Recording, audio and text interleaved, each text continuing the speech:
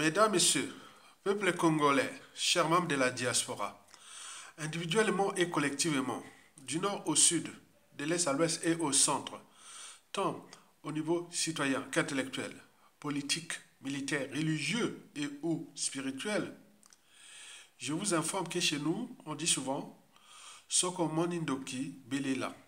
Autrement dit, si tu vois un sorcier, il faut crier, il faut faire du bruit. Et les sorciers, les voleurs et tout compagnie n'aiment pas le bruit. Donc, l'enjeu de cette vidéo est de faire du bruit. Parce que, d'après des sources, le sort de Félix Tshisekedi est scellé par ses anciens parrains qu'il avait placés là en 2018. Vous savez qu'avec ses parrains, c'est comme dans la mafia. Vous trouverez tout dans la mafia, sauf la sortie. Et c'est pour cela que nous, Congolais, et notamment des souches, nous devons protéger les nôtres.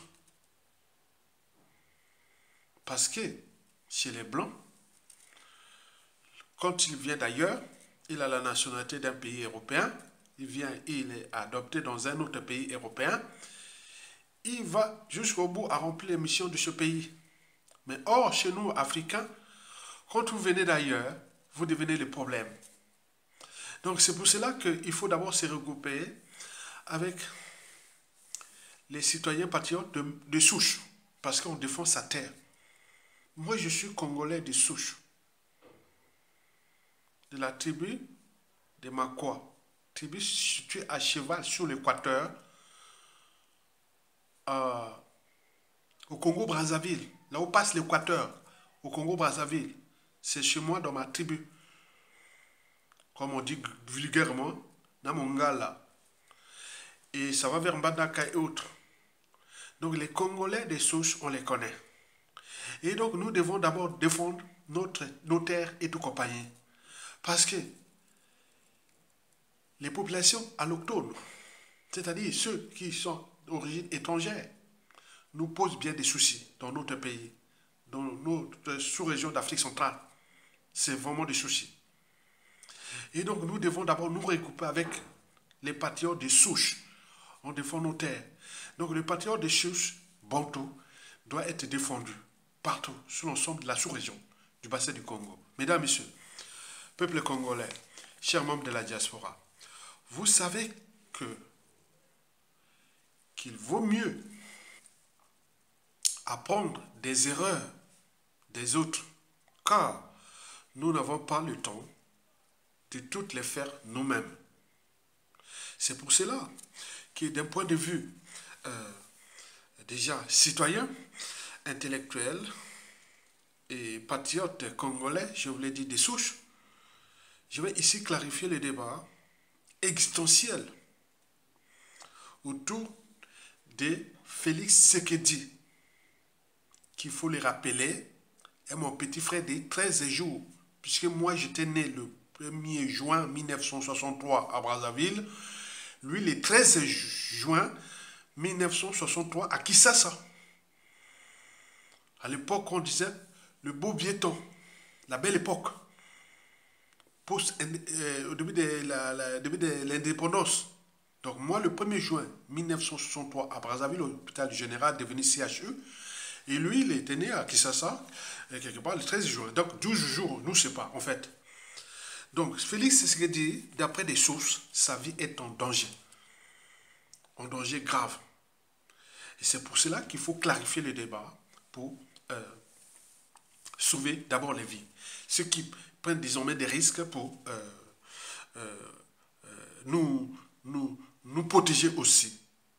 Alors, comment est-il arrivé là? Alors que tout avait bien déjà commencé en 2018 et 2019. Il faut faire en référence de mes vidéos de 2018-19 que j'ai fait sur Félix Tshisekedi.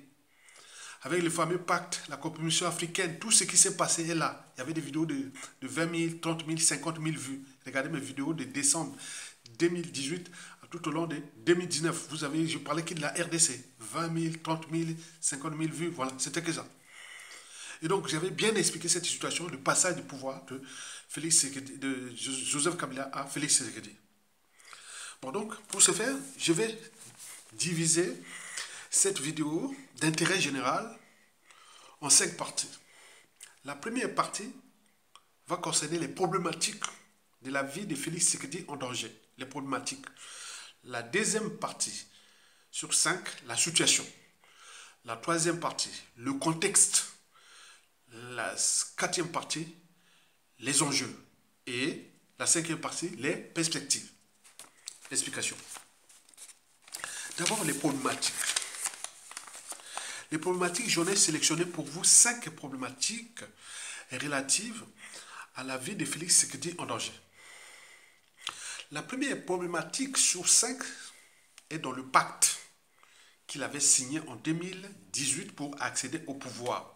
Il y avait un pacte de Félix Tshisekedi avec ses parrains, dont Joseph Kabila, Paul Kagame et les Occidentaux. Et n'oublions pas la France-Afrique avec la famille compromission à l'africaine, qui, le jour où on proclamait les résultats que Félix Tshisekedi a gagné, Martin Fayulu avait traversé de Kinshasa à Brazzaville. Il était venu faire, on était venu recevoir des ordres. J'ai fait la vidéo. Qu'est-ce que Martin Fayulu est venu faire à Brazzaville ce jour-là, la nuit, le matin, la nuit. Il est venu la nuit, il est reparti.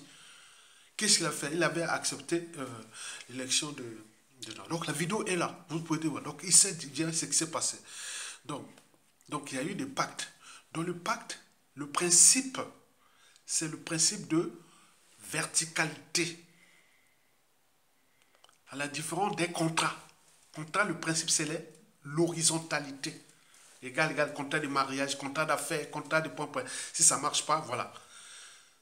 Bon, en cas, s'il n'y a pas de problème.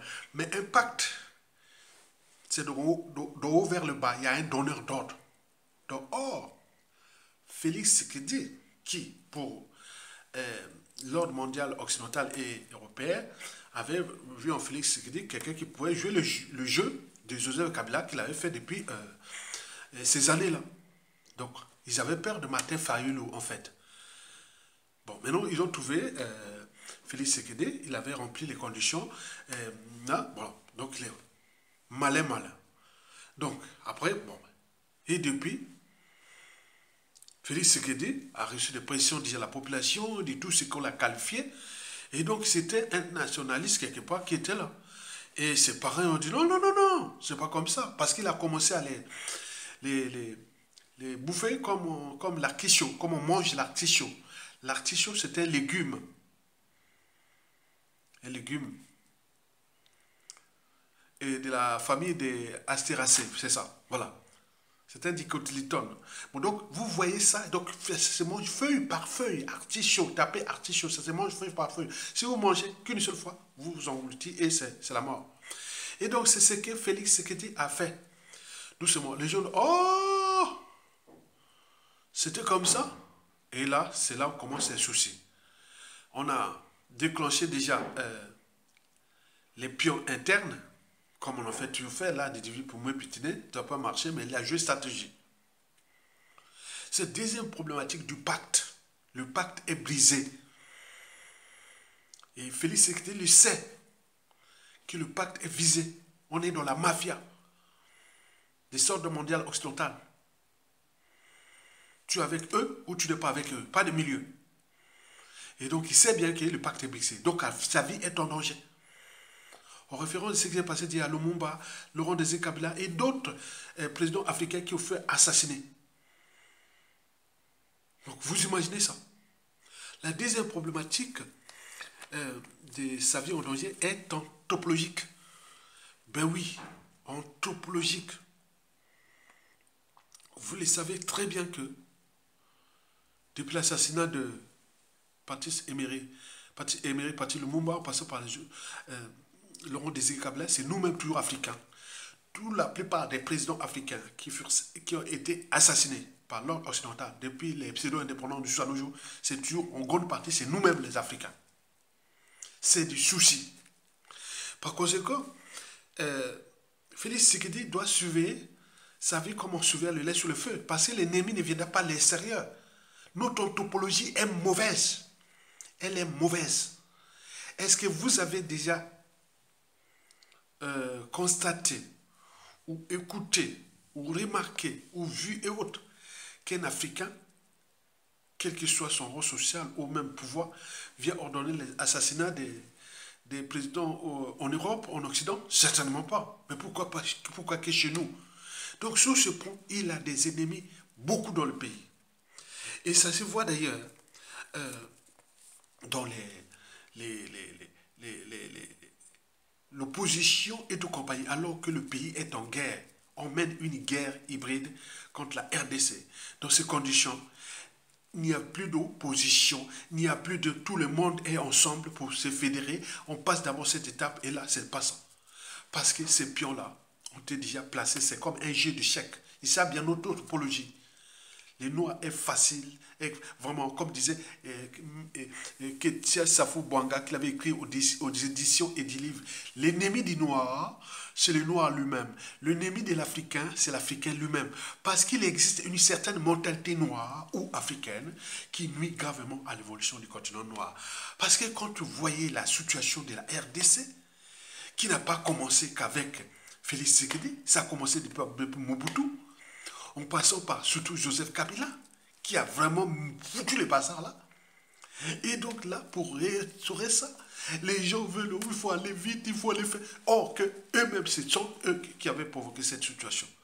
Et donc ce sont les kabylistes, ce sont des gens là, tout ça, qui mènent la bataille dure contre Félix Tshisekedi, alors que c'est eux-mêmes qui sont là, qui sont avec l'ordre là. Le modèle d'exploitation des minéraux et des terres rares en République démocratique du Congo, que vous voyez là, c'est Joseph Kabila qui l'a institué. Mais comment on cherche à déficeler ça comme l'artichaut? Et là, c'est nerveux. Voilà. Donc, c'est une problématique déjà de paralysie du pays. Et donc, la troisième problématique que je tenais à vous faire passer, c'est surtout la problématique de Denis Sassou Nguesso. Il est là dans le coup de désinguer Félix Tshisekedi. Il faut qu'il fasse attention. Parce qu'on parle de deux Congos, deux Congos, deux Congos. Mais attends, depuis là, depuis que ça a commencé là, depuis le 25 janvier, Sassou Nguesso ne dit mot. Ça veut dire que qui ne dit mot qu'on soit. Devant l'injustice, l'oppression, la barbarie, ou tout ce qui concerne, comme disait Desmond Tutu. Devant cette situation, si tu choisis de ne rien faire, tu deviens une partie du problème. Donc Sassou est dans le coup contre la RDC. Et donc là, il faut que Félix Tshisekedi surveille Sassou Nguesso comme surveille les sur le feu. Parce que si ça chamboule là-bas en Rwanda, Sassou sera l'aile de côté ouest pour descendre de Félix Tshisekedi ou la RDC.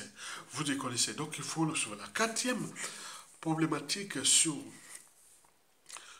5, c'est surtout le jeu d'alliance. Et maintenant, quelle alliance Félix Tshisekedi va-t-il avoir pour, au fin, passer à l'action? Mais là, il semble qu'il a déjà le Tchad, la République sud-africaine, le Burundi, c'est déjà une bonne nouvelle. Et donc, le processus est en cours. Donc, il doit se jouer stratégie sur les jeux d'alliance. Et si les jeux d'alliance va-t-il fonctionner au regard des rapports de force et des pressions exercées par l'Occident et collectif et contre le Sud global et notamment contre la RDC? Donc, tout est là, en fait. Vous savez qu'on n'attaque pas sur un cadavre, on attaque celui qui est vivant, debout. Donc, si on vous attaque, c'est que c'est bon. Donc, il faut continuer. La cinquième et la dernière problématique qu'il faut avoir à l'esprit, c'est surtout les médias et réseaux sociaux. Donc il faut que Félix Tshisekedi ou le ministre de la Communication met les moyens aussi sur les médias et réseaux sociaux. Tout ce qui encourage la lutte et autres pour aller vers la libération. Parce que cette guerre-là est une guerre aussi de communication. Et donc il faut en tenir compte de ça. Voilà pour les problématiques. Alors, quelle situation Félix Tshisekedi est en danger et quelle situation fait que Félix Tshisekedi soit en danger après les problématiques. La situation, c'est déjà le modèle d'exploitation des minéraux et des terres rares de la RDC. je vous ai fait une vidéo sur, 2 ou 3 vidéos sur les minéraux et les terres rares. Parce que moi, au départ, moi, je suis naturaliste. Donc, j'ai une bac plus 4 en France, maîtrise des sciences naturelles, sciences de la vie et de la terre. Biologie, géologie, que j'ai d'abord enseigné au lycée, au Congo-Brazzaville, au lycée Chaminade, classe de première terminale. Je suis venu en France ici, j'ai continué. Je suis à bac plus 5, environnement, développement durable. Et donc, quand je vous ai fait les vidéos sur les minéraux et les terres rares, et vous êtes passé à côté, vous ne regardez pas. C'est une vache à lait. Mais quand on regarde le modèle d'exploitation, que je peux appeler ça des cycles de vie énergie matière, c'est-à-dire les cycles de vie là, d'exploitation des minéraux de la RDC. Vous avez là le modèle. Le modèle est là. Or, Félix Tshisekedi tend à chambouler ce modèle-là, que vous voyez là. L'argent, les armes, les mercenaires venaient d'Europe et qu'il les donnait à Paul Kagame. Et Paul Kagame tuait les Congolais pour que le marché soit instable et qu'on pille, on vole, voilà. C'était comme ça. Ça, c'est le modèle que vous voyez là. Or, Félix Tshisekedi, comme j'ai parlé de la question, donc là, on tente de casser ça. Casser ce modèle-là par la communication, par le jeu d'alliance, par les pressions aussi, et surtout Paul Kagame qui aujourd'hui est déjà grillé, est déjà humilié, il est déjà au crépuscule, aux abois. Donc l'enjeu pour la RDC, c'est casser ce cycle-là où les armes, les mercenaires, les hommes et les mercenaires, les armes et l'argent, coulé à flot, c'est Paul Kagame. Et lui, c'est voilà, le Rwanda, pays émergent, exploitation, non, non. Maintenant, l'argent le venait pour tuer les Congolais. Et les minéraux volés et repartaient. C'était parti là-bas pour, voilà, à bas coût. Et donc, le modèle là est maintenant grillé. Et c'est bien comme ça. Et ça énerve les anciens parrains de Félix Tshisekedi. Et au même temps que Paul Kagame descend, Félix Tshisekedi monte. Et ça, il n'aime pas ça. Parce que tout est maintenant grillé. Donc ça, il risque de coups d'État ou même de tout ce qui est là. Parce que ces gens-là n'ont d'humanité que leur capacité physique. Depuis l'esclavage, la colonisation, les guerres qu'ils ont fait partout, les pirates de l'air, les pirates des Caraïbes, tout, ils n'ont rien à foutre de nous. Et donc là, ce chamboulé avec les médias, les réseaux sociaux. Donc là, Félix Tshisekedi, pour eux, ça devient le danger. Qu'il faut s'en débarrasser. Voilà la situation. La situation, c'est que le modèle d'exploitation des minéraux et des terres rares de la RDC vient d'être démasqué, fracassé. Vous savez que ça chamboule au niveau de l'Union européenne, ça chamboule avec la France-Afrique, au niveau des Américains et tout compagnie. Et maintenant, ils cherchent les boucs émissaires et que c'est la Chine qui tire les ficelles, c'est la Russie et c'est donc c'est l'air, voilà. Donc ils sont exposés. Maintenant, tout le monde voit. Et donc, dans cette entreprise, la situation devient problématique d'un côté pour les exploitants de ces minéraux dans l'Occident collectif, mais également pour Félix Tshisekedi qui est venu griller ce modèle. Et il n'aime pas ça. Donc vous imaginez, voilà pour l'essentiel de la situation. Maintenant, examinons le contexte de cette situation. Dans ce contexte, j'ai sélectionné pour vous 5 points importants. Le contexte de cette situation problématique pour Félix Tshisekedi. Le contexte est déjà, le premier point, c'est l'AES. L'AES, l'État du Sahel, a monté le chemin. Il a brisé les chaînes mentales de l'esclavage et autres. La CEDEAO en lambeaux. Et l'AES devient le modèle même des Africains, tout le monde se voit là. Donc là, ça dérange l'Occident. L'Occident voit ça de mauvais oeil. Deuxième point, c'est-à-dire, ils ont dit, ah tiens, on est chassé de l'Afrique de l'Ouest, maintenant on va aller en Afrique centrale. Et l'Afrique centrale, c'est nous, les Bantous, l'Afrique centrale, la RDC. Et c'est là qu'ils sont là venus là, qu'on va maintenant là-bas, puisqu'on nous a chassé là-bas, en Afrique de l'Ouest, Maintenant, le deuxième point, maintenant on va en Afrique centrale, en RDC. Sauf qu'il y a Félix Tshisekedi qui est là. Mais non, on ne s'est pas entendu comme ça. Je croyais que quand vous avez placé, vous venez jouer les jeux de Joseph Kabila. Mais là, ce n'est pas possible. Et là, avec la situation là, ça commence aussi à chambouler. Sauf qu'on Monindo Kibele là. Donc Félix Tshisekedi en RDC dit ah non, non, non, c'est pas comme ça. Donc il veut rejoindre le modèle, l'AS ou de Sud Global et autres. Donc là, ça dérange, les tensions montent. Donc, alors attention, si tu blagues, hein, moi on va te tuer. Hein. Donc les menaces vont commencer à passer là. Le troisième point, ce sont les médias et réseaux sociaux du contexte. Les médias sociaux, nous avons 100 millions de chaînes YouTube africains. Chaînes YouTube. Vous savez que l'ignorance est la pire des souffrances. Le savoir et les connaissances vous libèrent. Donc, chaque minute, chaque heure, vous avez les chaînes comme Ayatonga comme ça, il y en a plein. Et donc, ça éduque tout. Tu vas dans YouTube, tu vas dans TikTok, tu vas Instagram, tous les médias.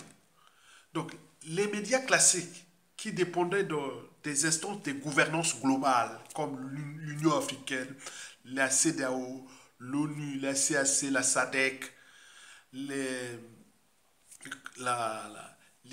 tout le monde là, Banque mondiale, FMI, tout a été chamboulé. Donc il ne sait plus à qui ça se vouer. Et les médias, réseaux sociaux font du boulot. C'est pour cela qu'il y a eu des pressions passées par là dans certains médias, réseaux sociaux. Mais comme ils sont partout, donc ils ne peuvent rien. Ils sont rentrés comme dans une machine à laver. Et c'est une bonne nouvelle. Le quatrième point sur 5, c'est toute cette réorganisation géopolitique, géostratégique à l'échelle continentale entre l'Occident collectif qui en déclin et le Sud global qui prend beaucoup de place. Et la place de la RDC est déjà réservée au BRICS. Vous imaginez, la RDC au BRICS, c'est le décollage. Vous allez voir, le Vietnam. Il y a 20 ans, au palais de Vietnam, regardez, allez voir là les villes là-bas. Oh là là là là. Donc, dans 10 ans, sort là, ils rentrent dans le BRICS. Dans 10 ans, vous allez voir que ça là, c'est comme la Chine. D'ici peu. Donc, l'argent, les infrastructures, tout va couler à fond. Donc, on dit, ah, voilà. Donc, ça inquiète l'Occident. Le cinquième et le dernier point, c'est que la montée en puissance, dans ce contexte-là, la montée en puissance du patriotisme, du nationalisme congolais. Et c'est une bonne nouvelle. Voilà pour l'essentiel des points de ce contexte qui est en cours. Que 1, l'AES nous montre la voie, c'est le Mali qui nous a montré la voie. 2, l'Union européenne et tout ça croyait que l'avenir, c'est de leur marché, c'est maintenant en Afrique centrale, c'est ce qu'il dit, qui est venu à dire peine perdue. Et troisièmement, ce sont les médias réseaux sociaux qui font le jeu, quand on voit l'évolution des médias réseaux sociaux. Quatrièmement, c'est la réorganisation géopolitique, donc géostratégique du monde à l'échelle continentale, où il y a des nations, certaines nations qui tirent les ficelles derrière. Et donc tout ce processus-là va aller jusqu'à la libération totale de l'Afrique. Et qui, aux horizons de 2050, vous verrez que, c'est bon. Donc on va sortir de ces griffes-là. Donc il y aura des tensions, des sanctions et autres. Il n'y a rien à foutre. Il ne faut pas se laisser des intimidations. Donc vous voyez que c'est ça qui se passe. On regarde ce qui s'est passé à d'autres pays du monde, en Russie, point. Donc devenir des forces. C'est un monde des rapports de force. Donc les rapports de force doivent commencer par là, par l'éducation, par le patriotisme, par le sens du sacrifice et tout compagnie. Le cinquième et dernier point, c'est les nationalistes qui prennent maintenant le contrôle. Et c'est une bonne nouvelle. Maintenant, examinons maintenant quelque part les enjeux de cette situation. Donc je suis parti des problématiques de la situation, du contexte, maintenant les enjeux. J'en ai sélectionné 3 enjeux de la vie de Félix Tshisekedi en danger.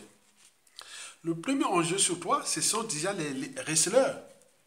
Parce que quand vous avez un magot, la vache à lait, des minéraux, etc., si vous perdez ça, c'est l'énervement. Donc l'Union européenne et tout ça cherche coûte que coûte comment remplacer ce monsieur. Il faut le remplacer. Il cherche tous les moyens. Félix Tshisekedi doit être... Voilà, il cherche. Il n'y a plus rien à faire. Le divorce est consommé. Il cherche tous les moyens pour trouver quelqu'un qui va... or, dans le contexte de cette crise-là, trouver quelqu'un qui viendra pour le compte de l'Occident ou de l'Union européenne, ça ne sera pas facile. Ça ne sera pas facile. Et donc l'Occident sera obligé de coopérer avec la RDC s'il veut survivre au regard des rapports de force en cours et de toute cette réorganisation géopolitique, géostratégique à l'échelle continentale. Deuxième enjeu sur toi, c'est Félix Tshisekedi lui-même. Je veux dire que sa vie est en danger, mais c'est à lui de choisir entre le jour et la nuit. C'est-à-dire passer d'un homme politique à un homme d'État. Homme politique, c'est celui qui fait le petit jeu, tout ça qu'on a connu en Afrique. Mais homme d'État, c'est celui qui pense aux générations actuelles et futures. Il y a peu d'hommes d'État dans le monde, historiquement. Sur 100% de ceux qui ont été présidents de la République ou chefs d'État ou tout ça, il n'y en a que 10% d'hommes d'État. D'hommes d'État. 90% c'est des hommes politiques. Les hommes d'État sont des visionnaires. Et ce sont éternels. Dès qu'il marque sa main, il va être éternel. Son nom sera cité éternel, même s'il meurt ou pas, ça sera éternel. À l'échelle continentale, on a des noms qu'on en cite, ils ne sont pas restés longtemps. Les Kwame Nkrumah, Amilcar Cabral, Nelson Mandela, les Isidore Thomas Sankara, les donc il y en a plein. Des gens comme ça. C'est ça qui est important de devenir l'homme d'État. Donc l'État, c'est un visionnaire. Il ne vient pas là pour rester, à débiter le pouvoir à longueur des années. Non, élection, non. Donc il doit penser, laisser quelque chose de là. Par exemple, les hommes d'État, regardez bien en Chine, après la mort de Mao Tse-tung, celui qui a fait la Chine d'aujourd'hui, c'est qui? C'était qui? Vous les connaissez? C'était Chou Enlai. La mort de Mao Tse-tung, c'est Chou Enlai qui a fait la Chine d'aujourd'hui. Ça a commencé avec, il a tout chamboulé. Il a laissé boulevard aux successeurs. Et ça continue. Donc c'est pour cela que Chou Enlai, en Chine, est adulé comme, voilà. On met le ticket Mao Tse-tung. Donc Félix Tshisekedi peut devenir quelque part le Chou Enlai de la RDC. C'est pour cela qu'il ne faut pas penser trop au pouvoir. Tu fais ta mission. Tu ouvres le boulevard, celui qui viendra après va décoller.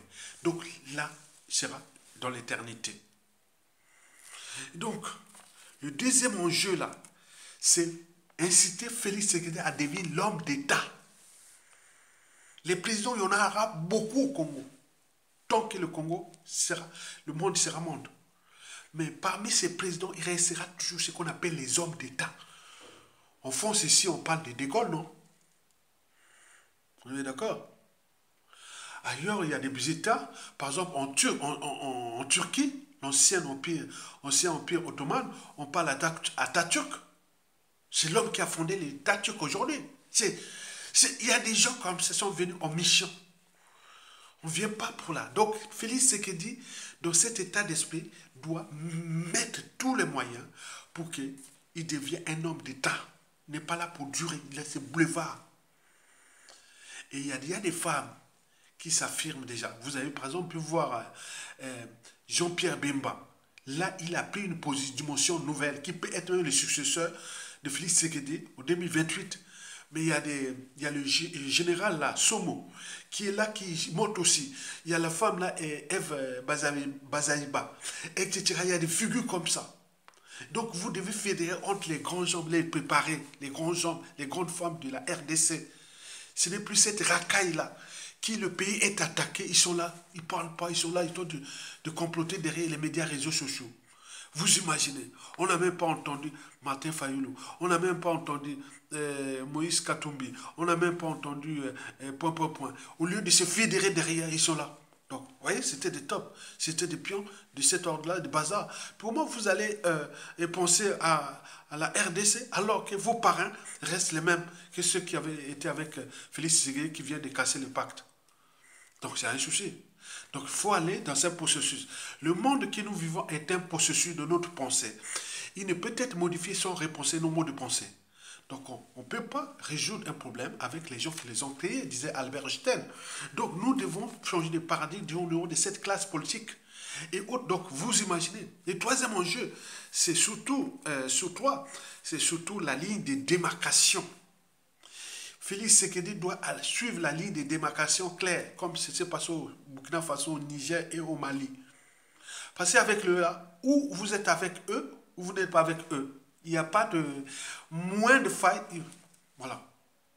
Et la Russie ne viendra pas vous aider si et seulement si vous ne prenez pas, il n'y a pas une ligne de démarcation. Suivez l'exemple de Burkina Faso, du Niger et du Tchad et de tout ça qui compte là. Voilà, donc c'est un processus. Et l'Afrique va se libérer par là. Enfin, voici quelques perspectives qu'il faut s'attendre d'ici la fin de l'année ou début 2026 au regard des tensions en cours. Parce que Félix Tshisekedi doit continuer à agir comme on mange l'actition, feu par feu. Donc les premières perspectives, c'est qu'on va suivre. La première perspective que j'ai sélectionnée sur toi, oui, sur toi, la première perspective, c'est la vie de Félix Tshisekedi. Elle sera en danger grave. Il faut qu'il surveille sur le feu. Parce que le jeu est de désinguer. C'est fait. Parce que les gens là, quand ils prennent leurs décisions, parce que l'Occident, avec son modèle, ils ont été humiliés. Ça tout semblé au niveau de l'Union européenne et tout compagnie. Donc s'il va encore aller dire, ah oui, mais je suis...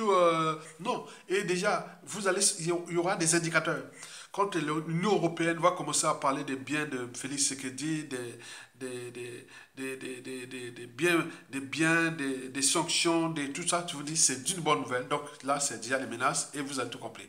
Au moment où on ne parle pas encore de menaces, parce qu'ils cherchent une solution encore pour te mettre dans le filet et te zinguer. Passer les divorces entre eux et Félix Tshisekedi est consommé. Ça, c'est sûr et certain. Donc il faut qu'il soit clair et opter pour la solution du BRICS et du Sud global. Et c'est là que le grand pays, le plus riche du monde, va décoller. Vous avez tout compris. La deuxième perspective sur toi, ce sont les jeux d'alliance. Le jeu d'alliance, très important. Parce qu'il faut savoir, oui, le meilleur ami, c'est celui qui vient au moment que tu es dans la merde. Ce n'est pas celui qui vient au soleil. Regardez le Congo-Brazzaville. Il est là depuis, il n'y a pas de... Donc celui qui est venu d'Angola, Angola aussi, bon, surtout l'Afrique du Sud qui est venu, le Burundi, maintenant le Tchad, c'est un processus. Donc il faut savoir les meilleurs amis. Parce que pour nous, le Congo-Brazzaville, en 1997, la force Afrique avait structuré tous les pays périphériques pour nous attaquer. Tout le monde le connaît. Du 5 juin au 15 octobre 1997, le coup d'État France-Afrique le plus sanglant de l'histoire des continents. 30 000 morts. Et ce fut qui? Le Tchad, le Gabon, l'Angola, la RDC, le Burundi, l'Ouganda qui étaient venus en coalition. Beaucoup sont encore au Congo. Donc c'est pour cela que les Congolais de Brazzaville sont très xénophobes ou ostracistes. Nous, au Congo, nous, on dit le Tchad, le Gabon, le Angola et la République démocratique du Congo, l'Ouganda, ils nous ont fait du mal. C'est pour cela qu'au départ de Sassou, le Congo-Brazzaville sera un pays plutôt protectionniste. Parce que la périphérie nous a fait du mal. Et nous subissons Sassou Nguesso à cause des pays périphériques qui furent structurés, organisés par la France-Afrique pour nous fracasser. Et donc n'attaquez pas le Congo-Brazzaville, ne parlez pas du Congo-Brazzaville, que les Congolais ne vous aiment pas. Oh non, non, c'est pas possible. 30 000 morts, plus les opérations Mouébara, 400 000 morts. Entre 1997 à 2002, nous avons perdu plus de 500 000 Congolais. Et beaucoup de pays qui ont aidé, c'était les pays d'Afrique centrale. Et depuis, les Congolais de Brazzaville cherchent une base arrière militaire pour désinguer Sassou Nguesso.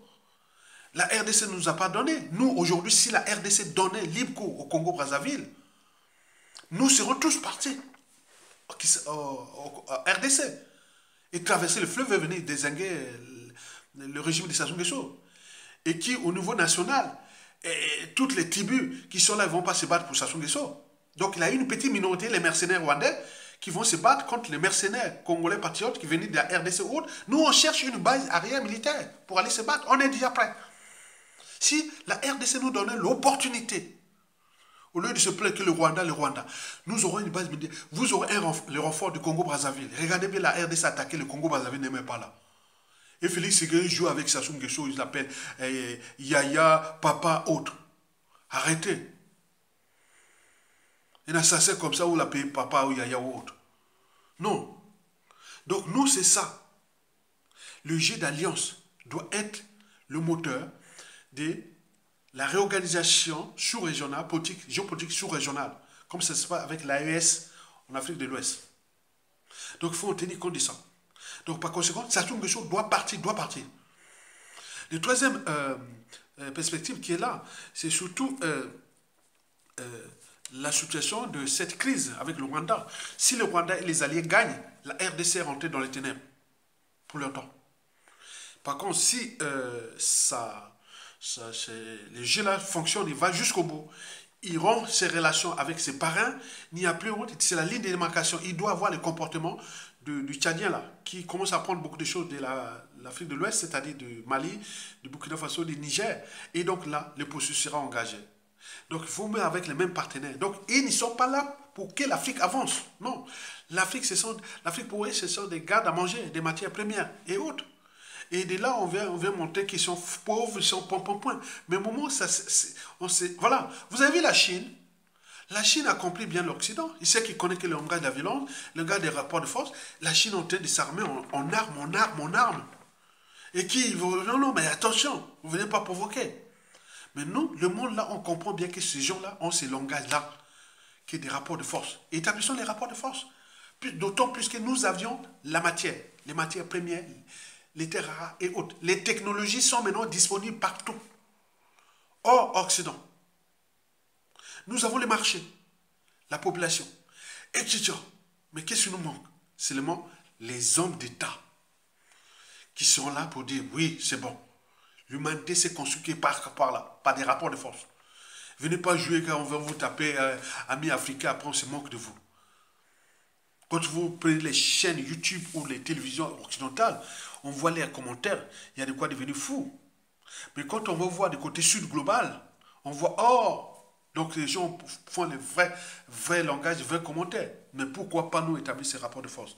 Mesdames, Messieurs, peuple congolais, chers membres de la diaspora, je pense que le processus est engagé pour la RDC, sachant que Sassou Nguesso,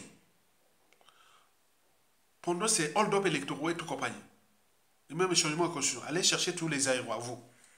Il les ramenait. Après, il a fait l'opération Batamakolo. Il a fait tout. Est-ce que vous avez ce genre de situation sur Yulu, sur Massamba Deba, sur Marine Ngouabi? Jamais. Yulu, Massamba Deba, Marine Ngouabi ont été vraiment les bons tours ensemble. Mais regardez, on a mis un truc qui est venu d'Afrique de l'Ouest, excusez-moi, Sassou Nguesso. Regardez comment il a tout fracassé. En plus, avec Christelle Sassou Nguesso, qui a volé l'argent du Congo, et Brazzaville, qui a investi une partie chez vous là-bas, et il joue avec vous, quoi, qui? Demandez à Kiki. Voilà, les Congolais de Brazzaville sont contre les Congolais de la RDC à cause de Sassou Nguesso et de Christelle Sassou Nguesso, sa sœur. Parce que vous êtes le problème. La solution, c'est que vous mettez ensemble avec nous pour qu'on dégage Sassou Nguesso, son clan, ses affaires et autres. On récupère le là. Regardez la RDC attaquer le Congo Brazzaville là comme des moutons en train de regarder. Il y a pas vous croyez que c'est parce qu'il y a des ordres. Sassou dépend de l'ordre de France Afrique.